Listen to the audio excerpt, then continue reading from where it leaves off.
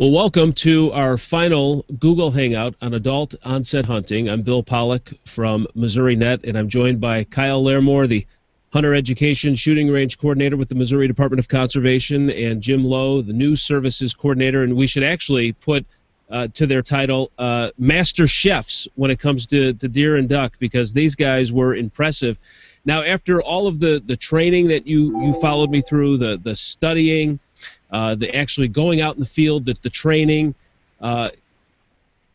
this was the best part of it all, the kind of the fruits of the labor. You go out, and my goal at the start of this was to get a deer and a duck. I was 1 for 2. I got my own doe, didn't get the duck, but Jim had plenty of food. Kyle brought along plenty of food, so we were able to feed ourselves and the crew.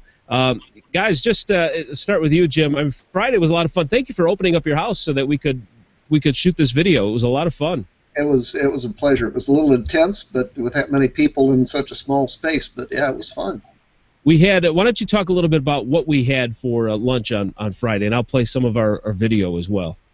Okay. Well, I guess we had 3 main dishes. One was roast duck, and I pulled some ducks out of the freezer. One that mallard drake that we shot on our hunt that you and I had together, and then some others that I had in the freezer. We had a green-winged teal and a redhead, and gosh, what was the third one? I forget, or the fourth one. Anyway, we had that. We had nut-crusted venison loin, which is just my favorite recipe for venison, and then there was Kyle's pan-fried venison steaks, which were really good.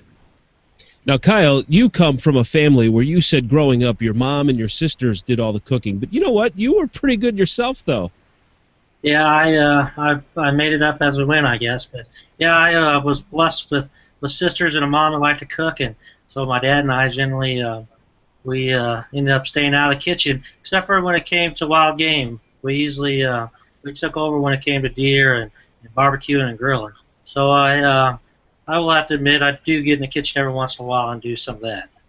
Well, Kyle, maybe you would be the perfect one to talk about this, because one of the things that I brought up is maybe you have a hunter in the family, but then you have somebody else that enjoys cooking, and this is how you can kind of bring the family together. Maybe you can share, just from your personal experience with your family, how that kind of played out. Yeah, my dad and my brother-in-laws, we all enjoy hunting, and that's kind of our thing. And when deer season comes around, and we all had a deer camp. In the last few years, my sisters and my mom and my niece and nephews have joined us because they enjoy cooking. So it's became not just a guys deer camp; it's became a whole family. So the girls get to cook, and we help them cook, obviously too, and then we all sit down and enjoy it. So because they're the more shoppers of the family. We're the hunters. But when it comes to deer season now, it's we all get together and enjoy it together. We're wrapping up our Google Hangouts on Adult Onset Hunting. This past week, we had a chance to go to Jim's house and prepare food. Jim, what's the key when it comes to deer and duck that people should keep in mind when they're preparing their meals? Well, it's the main thing is not to overcook it, and also because wild game generally has little or no internal fat, like you get with pork or beef. It's important to either cook it with moisture, like stewing or braising, or you can really cook. In the case of duck and the venison that I cooked them with a very, very hot oven, 475, 500 degrees, which cooks them quickly, and you can leave the center a little bit medium rare or even rare if you like your meat that way. So not overcooking and taking care not to dry the meat out are the keys.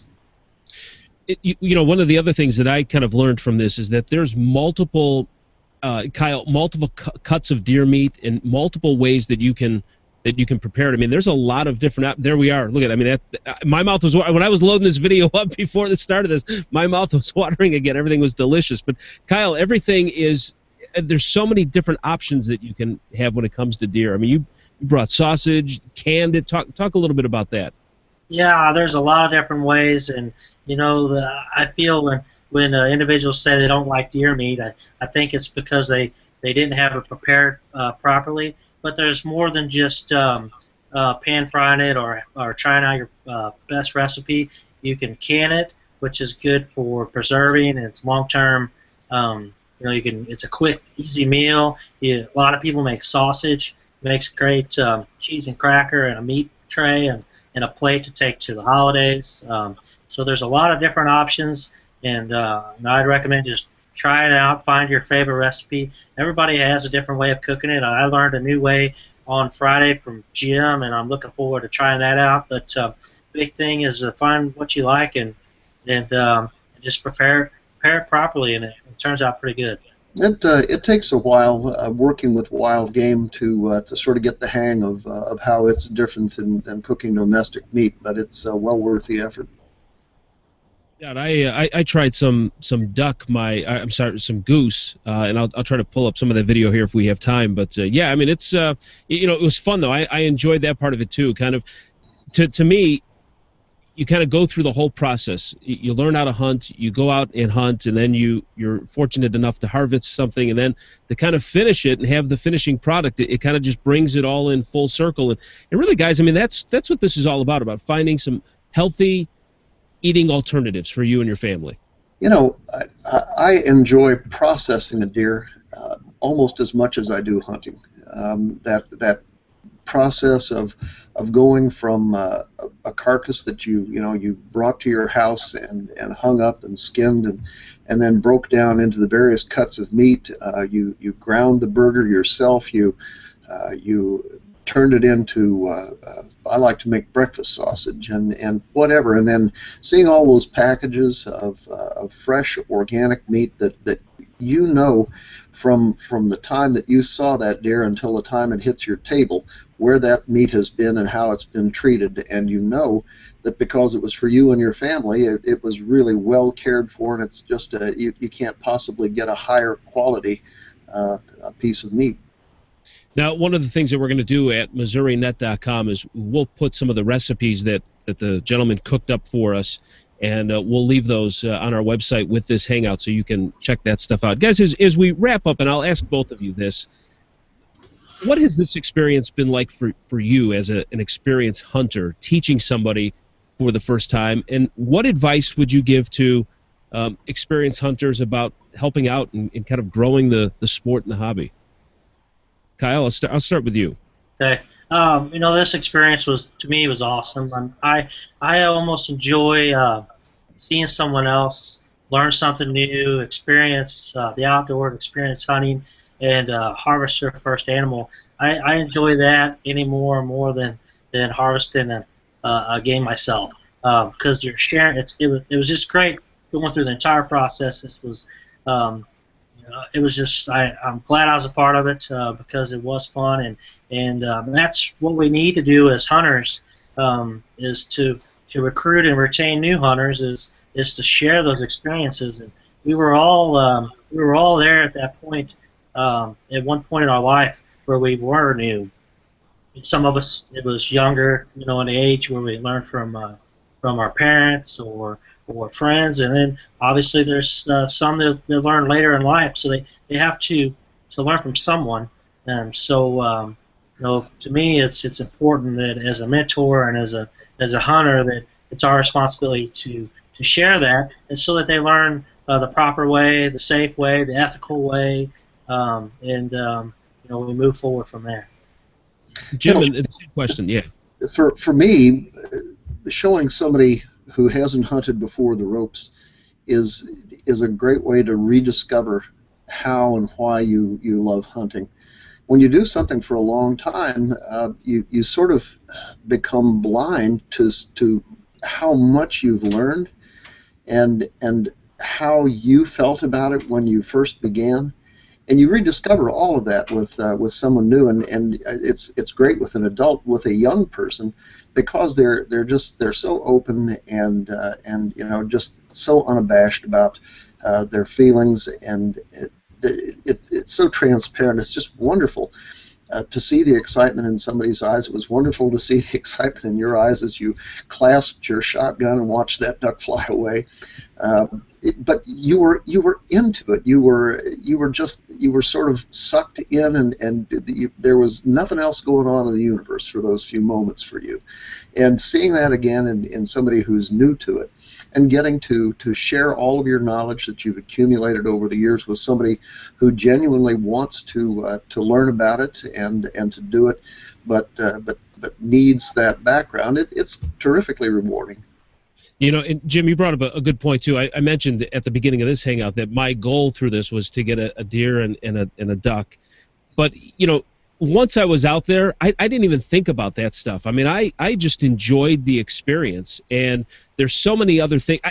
It's hard, I think, almost to sit and explain how enjoyable it is. Even if you're sitting out there and you don't get anything or you don't see anything, there's an excitement about it and a newness, and you know, it was a lot of fun, and I appreciate both of you gentlemen. It's extremely engaging, Bill. You know, our bodies and our brains, they were made for this stuff.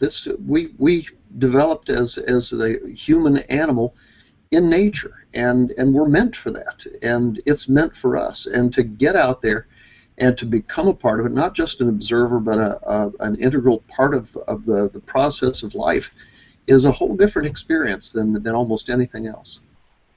As a new hunter, I would say to you, if you're watching this and wondering if you should get into this, if you should try it, yes, absolutely do it.